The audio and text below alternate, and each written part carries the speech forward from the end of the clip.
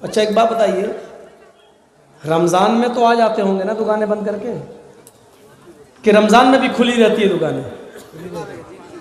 आप लोग बताइए ना। ओह, अंदर चलता है। रमज़ान में भी दुकानें खुली होती हैं और शायद पर्दा भी डाला जाता होगा। बेरोजगारों की कितनी इज्जत है, पर्दा डालकर दामाद की तरह उनको अंदर ले जाया जाता है। आओ चाय पियो, कितनी इज्जत है। याद रखना, बहुत सख्त बात कहने जा रहा हूं, याद रखना, रमजान के महीने में दिन में दुकानें खोलने वालों, बेरोजगारों को कपड़ा डालकर और पर्दा डालकर अपनी दुकानों में खिलाने और पिलाने वालों, अल्लाह की कसम जितना गुनाह रमजान के उस मुबारक महीने में रोजा न रखने वालों को मिलेगा, रोजा छोड़ने पर जितना गुनाह उनको पड़ेगा,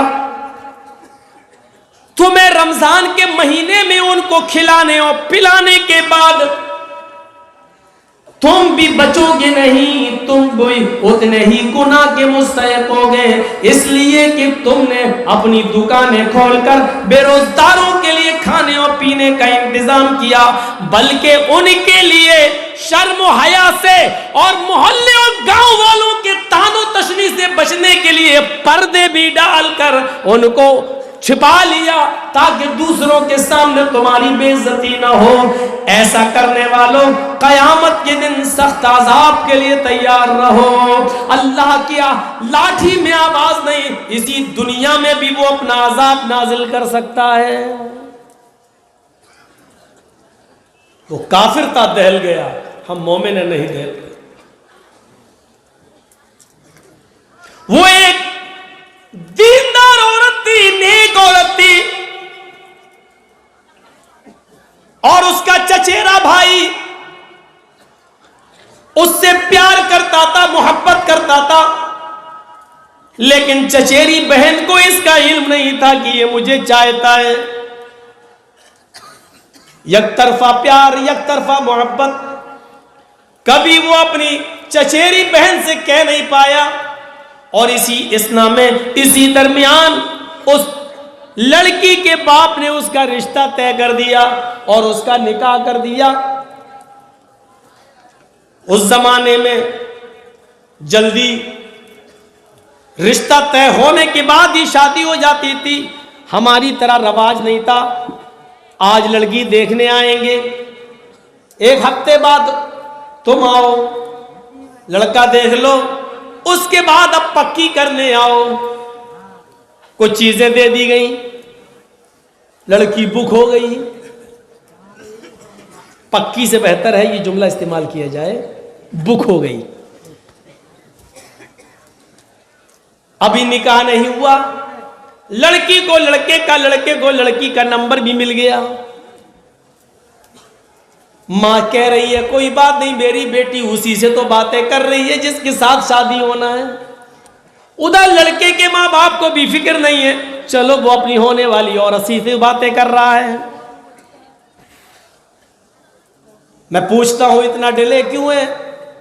जब देख लिया गया लड़की को लड़का और लड़के को लड़की पसंद आ ही गई है, तो फौरन निकाह क्यों नहीं कर देते हो? नहीं साहब, अभी इंतजाम नहीं हुआ है। आपको इंतजाम क्या करना है? लड़की जिन कपड़ों में घर बैठी हुई है उसी कपड़े में निकाह हो जाएगा, तुम उसको ले आओ। है, समाज क्या कहेगा? एक जायज तरीका है, तुम्हारे पास कुछ नहीं है, लड़की जो कपड़े पहने हुए उसी कपड़े में निकाह विदा हो सकती है, ये जायज तरीका है। लेकिन ये समाज को अच्छा नहीं लगता। समाज को ये अच्छा लगता है मंगनी हो गई, निकाह नहीं हुआ, 2 साल तक पेंडिंग में पड़ा है रिश्ता, लेकिन लड़की लड़के की मोटरसाइकिल पर बैठकर जाए आए, मोबाइलों पे बातें करे और एक दूसरे के घरों पर आना जाना रहे। इसको समाज बुरा नहीं समझता है। ऐसा समाज अगर किसी मुआशरे में रह रहा है जो इसको बुरा नहीं समझता है, तो आए समाज वालों, तुम्हारे अंदर से रूह निकल चुकी है। अल्लाह की कसम, ये समाज आईसीयू पर लेटा हुआ है, हॉस्पिटल में बीमार है, आईसीयू पर लेटा हुआ है। जैसे आईसीयू से निकाला गया और ये समाज मर जाएगा, इसके अंदर रूह नहीं है, वो तो आईसीयू की ऑक्सीजन से जिंदा है। जैसे ही नाक का नथुना हटाया गया और इसकी रूह निकल गई। ऐ समाज वालों, अगर इसको अच्छा समझते हो और उसको बुरा समझते हो तो तुम मर चुके हो, तुम मरे हुए हो। मौलवी जर्जीस मुर्दों से खिताब कर रहा है, आईसीयू में लेटे हुए, आईसीयू में पड़े हुए मरीजों से खिताब कर रहा है। मैं किसी जिंदा कौम से नहीं बोल रहा हूं, यह जलसा मैं जिंदा कौम को नहीं सुना रहा हूं, यह कुरान और हदीस में जिंदा लोगों से को नहीं बता रहा हूं, बल्कि मरीज आईसीयू पर लेटी हुई कौम के सामने मैं पेश कर रहा हूं। अगर इसको अच्छा समझता है समाज और उसको बुरा समझता है, तो ऐसा समाज को चुल्लू भर पानी में डूब के मर जाना चाहिए। यह समाज है। मंगनी हुई, बस रिश्ता तय हुआ, अभी निकाह नहीं हुआ और मोबाइलों पे बातें कर रहे हैं दोनों, ये अच्छा है। वो अपनी मोटरसाइकिल पे, क्या एक ही स्कूल में पढ़ते हैं, वो उसके साथ जाती है, वो तेरे बाप का राज चला, और समाज इसको अच्छा समझता है। अरे समाज तो छोड़ो, अगर लड़की का बाप और लड़की की मां ये जानती है कि मेरी बेटी उस लड़के से बात कर रही है जिससे रिश्ता तय हो गया है, तब भी वो गलत कर रही है, ये जानते हुए भी उसको बात करने की परमिशन दे रही है, तो वो मां नहीं डायन है, वो मां नहीं चुड़ैल है। और कौन से जुमले इस्तेमाल करें, इसके बावजूद भी शर्म नहीं आती। कैसे तुम्हारा जमीर गवारा कर लेता है। और सुनो, जिसके साथ रिश्ता तय हो गया है, जब निकाह से पहले मोबाइल पर उससे बात करना जायज नहीं है, तो जिनके साथ निकाह तय ही नहीं हुआ उनसे बातें करने की इजाजत कहां से हो जाएगी। नुक्ते निकालो। जिसके साथ रिश्ता तय, 1 साल के बाद शादी होना है, निकाह होना, जब उसके साथ बात नहीं कर सकती और मां जानती है कि मेरी बेटी बात कर रही है, तो वो मां नहीं डायन है,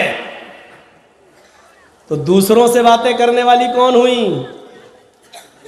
और मां जानती है कि मेरी बेटी दूसरे से बात कर रही है, तो वो कौन हुई। अब इससे आगे कुछ बोलूंगा तो पता चला कि अगले साल से मौजमपुर वाले कहेंगे मौलाना जर्जीस को तलाक दे दो, अब नहीं बुलाऊंगा।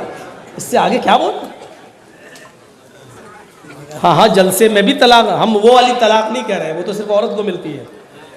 तलाक का मतलब छोड़ देना। आप कहोगे ये क्या कह रहे। वो चचेरी बहन थी, लड़का कह नहीं पाया, बाप ने बेटी की शादी कहीं और कर दी। बुखारी शरीफ की हदीस है, बुखारी शरीफ में ये वाक़या मौजूद है। चंद सालों के बाद 2-3 बच्चों की मां बन गई वो लड़की। उसका शौहर बीमार हो गया, चारपाई से उठने के लायक नहीं रहा, बिस्तर पकड़ लिया। बच्चों पर भूख की नौबत आ गई। इसने सोचा कि मेरा चचेरा भाई थोड़ा पैसों वाला है, अमीर है, चले उससे जाके थोड़ी सी मदद ले लें। वो आती है, दरवाजा खटखटाती है। चचेरे भाई ने दरवाजा खोला,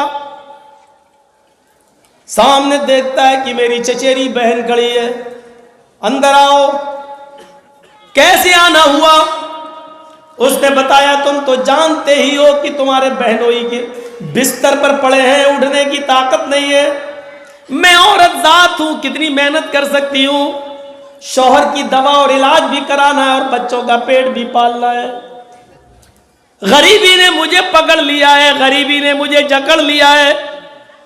बच्चों की भूख और प्यास ने मुझे मजबूर कर दिया है, इसलिए मैंने आज तक किसी के सामने हाथ नहीं फैलाया है।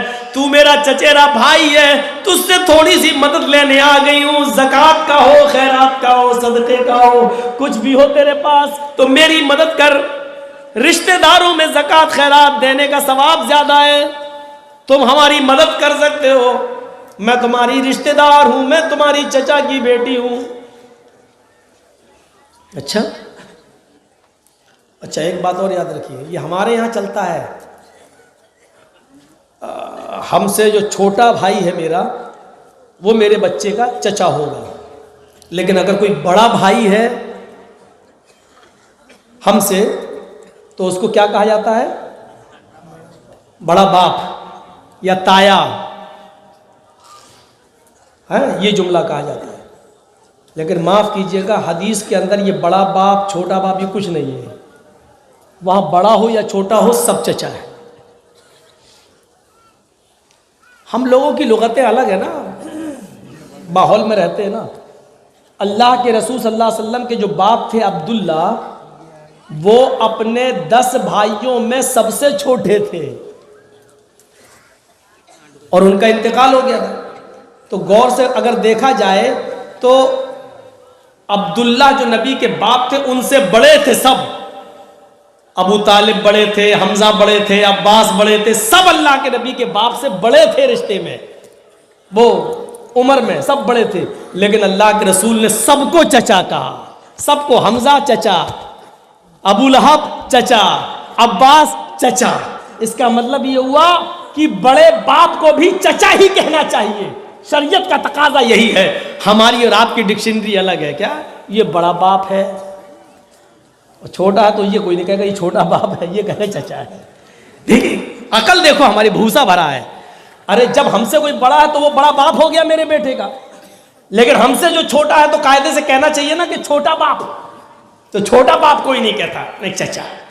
छोटा बाप कहने में अच्छा नहीं लगता, बड़ा बाप कहने में अच्छा लग रहा है, तो कहना चाहिए ना बड़ी अम्मी।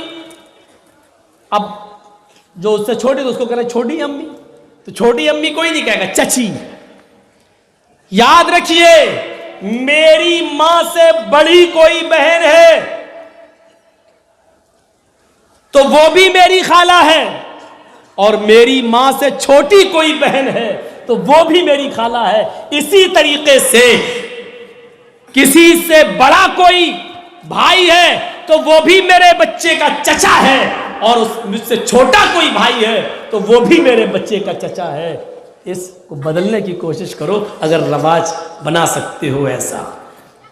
तो इसीलिए मैं कह रहा हूं चचेरी बहन, चचेरा भाई, क्योंकि दोनों एक दूसरे के चचा, चाहे छोटा हो चाहे बड़ा हो, बड़े अब्बा की बेटी, बड़े, ये कुछ नहीं। चचेरी बहन, चचेरा भाई। तो कहती है कि मैं तेरी रिश्तेदार हूं, जो भी देना चाहे दे दे। उसने कहा है मेरी चचेरी बहन, आज मैं तुमसे अपने दिल की बात कहना चाहता हूं। जी जी बोलो भाई, क्या बात है? आए मेरी बहन, मैं तुमसे बेहद प्यार करता था। शादी से पहले भी मैं तुम्हें दिलो जान से चाहता था। मैं तुम्हारे साथ निकाह करना चाहता था, लेकिन मैंने सोचा कि अभी तुम्हारे अब्बू तो कुछ टाइम लगाएंगे निकाह करने में, कोई अच्छा मौका होगा तो हम देखकर उनसे बात कर लेंगे या तुमसे ही कह देंगे। लेकिन ऐसा मौका नहीं आया, और एक दिन पता चला कि आपका रिश्ता तय हो गया और निकाह कर दिया गया। उस दिन मुझे बहुत तकलीफ हुई, लेकिन आई मेरी चचेरी बहन, मोहब्बत मुझे आज भी है तुमसे। अब निकाह तो मेरे साथ नहीं हो सकता क्योंकि तुम किसी और के निकाह में हो, लेकिन हां मोहब्बत दिल में अभी भी है। इसलिए मैं तुम्हारे सामने एक पेशकश रखता हूं, आज की रात तुम मेरे बिस्तर पर आ जाना, मैं तुम्हारी मदद अभी किए देता हूं और आज की रात मिलने का वादा करो। उसने समझाया, शर्म करो, ये तुम क्या कह रहे हो? इसने कहा सोच लो, एक तरफ तुम्हारा शौहर है जो बिस्तर मर्ज पर पड़ा हुआ है, दूसरी तरफ तुम्हारे छोटे छोटे बच्चे हैं जो भूख से बिलबिला रहे हैं। सोच लो, गौर कर लो।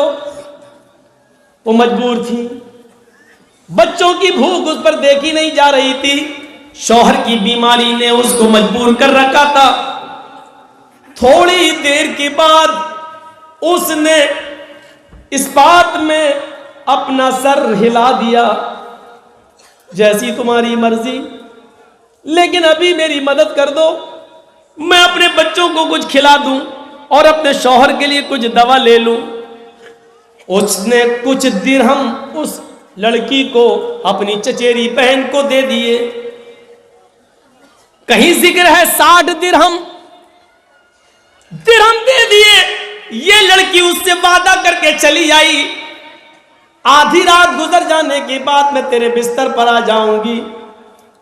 मजबूर थी, चली आई, अपने शौहर के लिए दवा का इंतजाम करती है और अपने बच्चों के लिए खाना ना बनाती है, तैयार करती है, खाना खिलाती है, शौहर को सुलाती है। देख लिया कि बच्चे बेहोश पड़े हैं, शौहर भी गहरी नींद में बीमार है, जो दवा खाया है अब सुबह से पहले उसकी आंख नहीं खुलेगी। दिल पर पत्थर रखती है और फिर चल देती है कि मैंने जो वादा किया था अपने वादे को पूरा कराऊं, शायद फिर कभी जरूरत पड़ जाए पैसे की, दिरहमो दीनार की, तो वही मेरे काम आएगा। दरवाजे को दस्तक देती है, उसको तो नींद ही नहीं आ रही थी, वो तो इंतजार में बैठा ही था। दरवाजा खोला, उसने फौरन हाथ पकड़कर उसको अंदर खींच लिया और फिर दरवाजा लगाया और फिर वो उसके करीब आकर कहता है, आओ इस बिस्तर पे आओ, तुमने आने में कुछ ताखीर कर दी। ये बेचारी खड़ी है, थर्रा रही है। ये कहता है कि इधर आओ, ये कांप रही है। इसने कहा जब तुम सुबह आई थी तो तुम्हारी ये हालत नहीं थी और अब तुम कांप रही हो, थर्रा रही हो। अरे अभी से कांपोगी, थर्राओगी तो आगे का मरहला कैसे तय होगा? अभी तो हमें और तुम्हें आज की रात हमें तुम्हारे साथ, तुम्हें मेरे साथ गुजारना है, आगे के मरहले भी तो तय करना है। ये तुमने अपनी क्या हालत बना ली है। वो डरती जा रही है, उसके चेहरे का रंग बदलता जा रहा है, सुर्ख होता जा रहा है। जब देखा कि वो अपनी जगह पर खड़ी है तो ये उसकी तरफ बढ़ता है और उसका हाथ पकड़कर कहता है, आओ ना, चलो ना बिस्तर पर। जैसी उसने उसका हाथ पकड़ा, इस लड़की ने अपने चचेरे भाई का हाथ हटाते हुए कहा, इत्तक़िल्लाह या बनाम। बुखारी के अल्फाज, इत्तक़िल्लाह या बनाम। आए मेरे चचा के बेटे, आए मेरे भाई, या बनाम, आए मेरे चचा के बेटे, आए मेरे भाई, इत्तक़िल्लाह, अल्लाह से डर जा। या बनाम, इत्तक़िल्लाह, आए चचा के बेटे, अल्लाह से डर जा। तू उस हद को क्रॉस करने जा रहा है जो तेरे लिए हलाल नहीं है। तू उस मोहर को तोड़ने जा रहा है जो तेरे लिए जायज नहीं है। आए मेरे चचा के बेटे, तेरी इस बहन ने आज तक किसी गैर मर्द को नजर उठाकर नहीं देखा। बिस्तर पे सोना तो दूर, नजर उठा के नहीं देखा। मेरी मजबूरी मुझे तेरे पास खींच के लाई। एक रात के चंद लम्हों के इंजॉय के लिए, लज्जत के लिए मेरी पूरी जिंदगी की इबादतों पर पानी मत फेर। आए मेरे चचा के बेटे, अल्लाह के अजाब से डर जा, जहन्नम की आग से डर जा, कब्र के अजाब से डर जा। आए मेरे चचा के बेटे, अल्लाह का खौफ अपने दिल में पैदा कर। सिर्फ एक ही जुमला बोला, इत्तक़िल्लाह, अल्लाह से डर। अल्लाह, अल्लाह निकलते ही कांप गया। जिसने पूरी जिंदगी गुनाहों में गुजारी हो, लेकिन आज उसके सामने अल्लाह का लफ्ज इस स्टाइल में आया कि वो कांप गया और कहने लगा, मेरी बहन तुम ठीक ही कह रही हो। तुम तो एक काम पर, और वो भी अभी किया नहीं है, तुम तो एक गलत काम पर हालांकि अभी वो तुमने किया भी नहीं है, इतना डर रही हो। हाय मेरी तो सारी जिंदगी गुनाहों में चली गई, मेरी तो सारी जिंदगी गुनाहों में मुलव्वस हो गई। तुम तो एक काम पर इतना डर रही हो, हालांकि वो काम अभी तुमने किया भी नहीं है। इतना डर रही हो, कांप रही हो, मुझे कितना डरना चाहिए। आए मेरी बहन जा जा, वो मैंने 60 दिरहम तुझ पर छोड़ दिए, और जरूरत हो तो और ले जाना। जा, मैं तेरे साथ अब गलत काम का इरादा नहीं रखता। कहने लगी क्या ये मेरा वही भाई बोल रहा है जो अभी मेरे जिस्म के साथ खेलना चाहता था? हाँ मेरी बहन, ये तेरा वही भाई बोल रहा है। तू जा सकती है, मजबूरी हो तो फिर चले आना, मैं तेरी और मदद कर दूंगा। वो जाने लगी, दरवाजे के करीब पहुंचती है, जाने लगी, पीछे मुड़कर अपने भाई को फिर देखती है, कहती है मैं जा रही हूं। इसने फिर मुड़कर कहा, आए मेरी बहन जाओ, लेकिन एक गुजारिश है तुमसे। का क्या?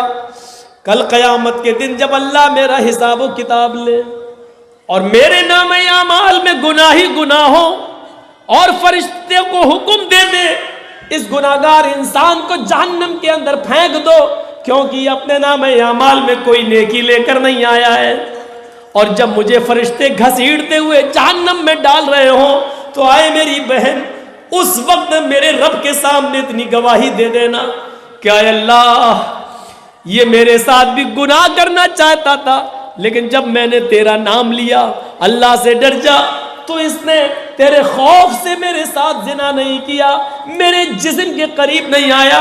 अगर मेरे साथ जिना से बचाने वाला इसको कोई चीज थी तो वो तेरा डर था, तेरा खौफ था, तेरा खशियत थी, तेरा डर था। बस इतनी गवाही दे देना, शायद तेरी गवाही से अल्लाह को रहम आ जाए और वो मुझे बख्श दे। ये कहकर उसको रुखसत कर दिया।